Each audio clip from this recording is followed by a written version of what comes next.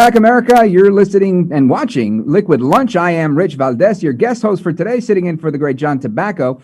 And we're looking back at the events of September 11th and thinking about how our freedom was attacked. And speaking about freedom, there are so many people across the country that want to be free, that want to be able to go and worship with their flock, worship with their community, and they can't go to church.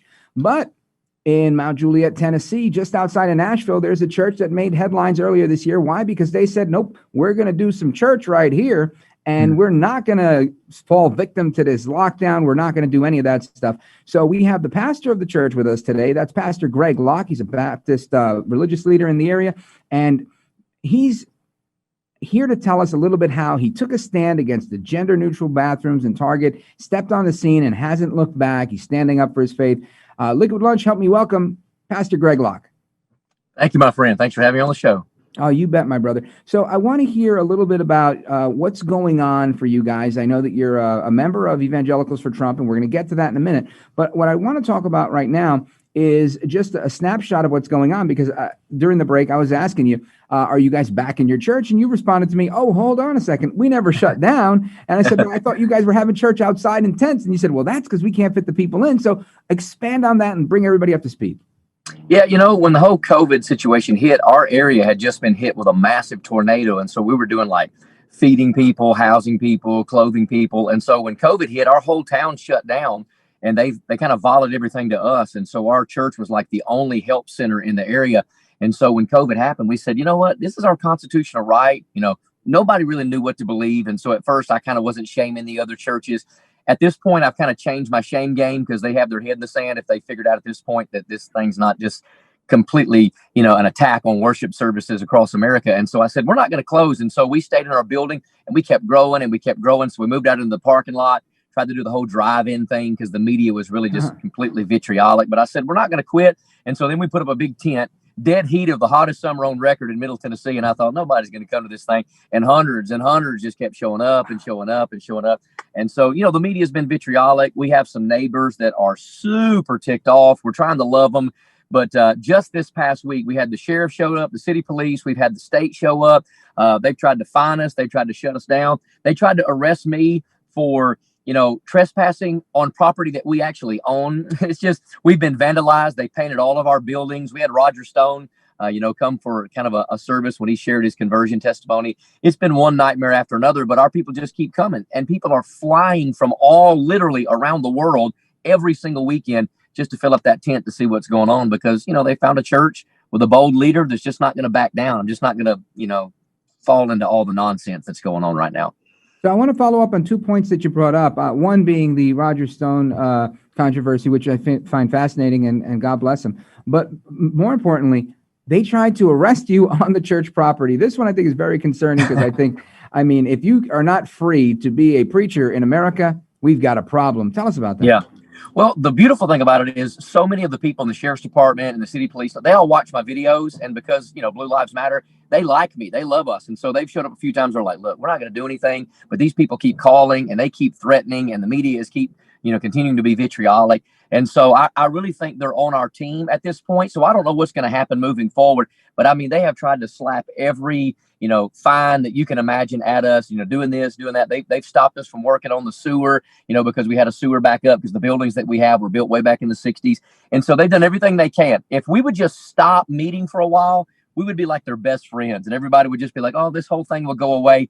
I don't really care. I don't care how much controversy it creates. We're not going to stop. I was speaking at Liberty University yesterday to a bunch of pastors facing the same thing. And I said, look, here's what I told the media, and I stand by my statement unapologetically. They will be serving Frosties in the lake of fire before Greg Locke ever shuts down his church because the corrupt government told me to. We're not going to quit meeting. We're going to continue to meet. And I think we're going to continue to grow. We're 3 times bigger now, months later, than we were when this whole thing started. Well, amen to that. Now, speaking of that, and you know, stepping out for the things that you believe in, there's forever and a day, people have always been critical of people of faith voicing their faith in the public square and getting behind a candidate that they can believe in, that shares their faith. I've always supported that, but there's always been a critic. And speaking of that, you've been very vocal of your support of President Donald Trump as part of Evangelicals for Trump, with a big following now. So tell us a little bit about your involvement with Evangelicals for Trump and what we can expect to see on the horizon. They have some weekly phone calls that we all get on, kind of on the advisory board, and then they have several meetings across the country. I've been to the one in North Carolina and Atlanta and Vegas, and we're trying to host one at our church actually while we're still under the tent. But really, what people need to understand is that because we have been silent from the pews and the pulpits, I believe that's why politics are so buck wild and psychotic right now, because we've swallowed this lie, the IRS is going to take away your 501c3. When, first of all, that's not how that works. Secondarily, there's only one church in the history of the nation that the IRS ever took their 501c3 away because of supporting a candidate, and it was given back in less than 48 hours because the IRS knows they don't have a leg to stand on. The whole idea was not to keep the church out of the government, but to keep the government out of church. And they cannot impede on our constitutional or biblical right to gather. And so here's what I tell people. If we don't, as preachers, as believers, if we don't call out corrupt politics, then we're not going to have a platform from which to preach the gospel. So to me, they're mutually exclusive. I'm able to preach the gospel because I'm standing up for righteousness in this nation, because, we're one from, went out. Okay. You there? We're one election away from losing every right that we have. And they're going to take all of us to jail. But we've raised up an army at our place. They're going to have a lot of handcuffs because we are willing to go to jail for what we stand for and what we believe in. So I think preachers need to be involved in the political arena.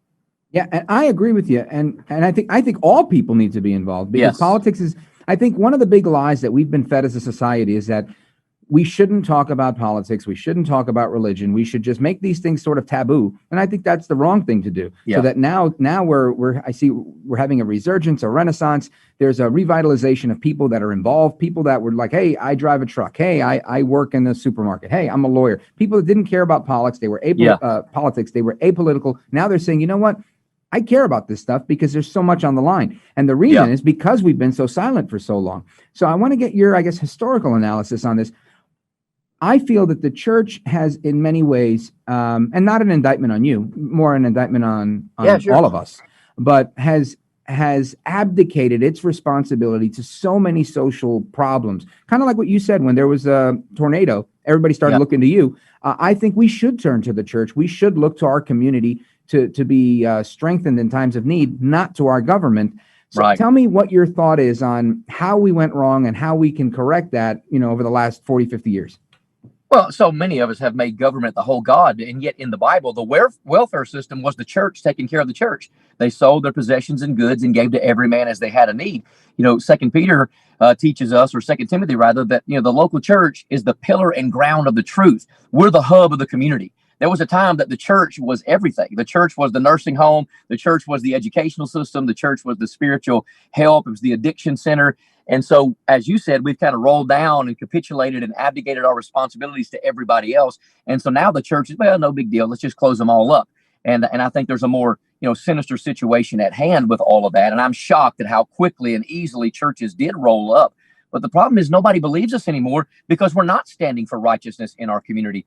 I'm not a jerk for Jesus. I'm bold. I'm not belligerent. But our community knows our church. Even the people that can't stand Greg Locke and Global Vision Bible Church, they know that we give a lot of money into the community. We're loving people. We're helping people.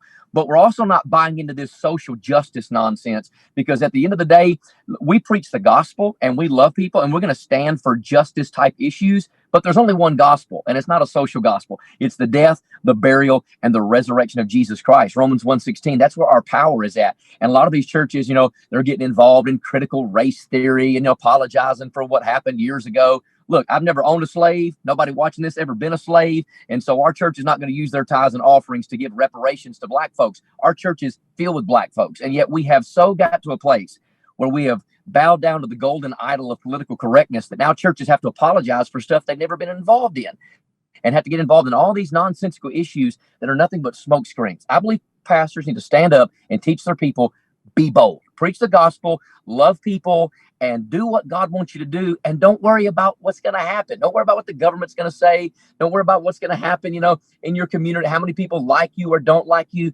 Who cares at the end of the day?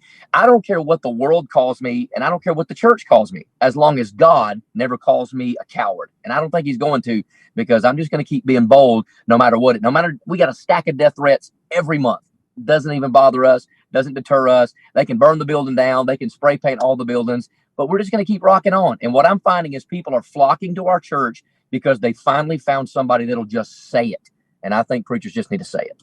Now, speaking of the graffiti, speaking of the boldness, you guys had a former Trump advisor come to your church and you experienced some vandalism. Tell us about that in about a minute. Yeah, they vandalized about a week in advance. And basically they were saying, look, we're going to show up in mass to protest you having Roger Stone. But I know that Roger's testimony is really true. And I mean, I believe the guy. And he showed up, and I mean, it was like an evangelistic meeting. He preached. He flat preached. Our people gave him a standing ovation. It was beautiful. And the protesters could not find a place to park, so they just put all their signs in the yard. We broke them down and kept rocking on. So we would have them again tomorrow and never apologize. Excellent, excellent. Now, how did you rebound from the? Were you able to clean everything up, get everything back? Was there any permanent damage? There's a few things that we haven't been able to clean up yet, but we have painters and cleaners and pressure washer guys in our church. And so they just all showed up in about 3 days. We just cleaned it all up and kept rocking on. So bottom line here is you're calling on all Americans to do what they've got to do, to be patriots, to stand up and be bold for what it is they believe in. And in our situation, you're talking about preaching Christ crucified. What's the final word? What's the overall message you want to leave with the audience? Hope that we're living in days that people are burning this nation to the ground. They don't even know why they're mad, because they don't have any hope. And Jesus Christ is our hope. The word of God is our hope. And I believe boldness presents itself in the form of hope. And people are just looking for a voice. That's why folks love John the Baptist. He didn't have a personality. He didn't have much character, but he was a voice. And we just have to stand up and be a voice. And I believe God can turn this whole thing around. John the Baptist was a voice in the wilderness, as described in the Bible. And you, Pastor Greg, are a voice in Tennessee and a voice in America. We thank you for your service and everything that you're doing. Everybody, this is Pastor Greg. Where can they find you? Pastor Greg Locke on Facebook. You'll see the little blue check mark, or on all the other social medias. It's just at Pastor Locke, Locke. All right. That's Pastor Greg Locke. You're watching Liquid Lunch on Biz TV. I'm Rich Valdez, and when we come back, we're going to be chatting with Michael Johns. Keep it locked right there. I'm Rich Valdez.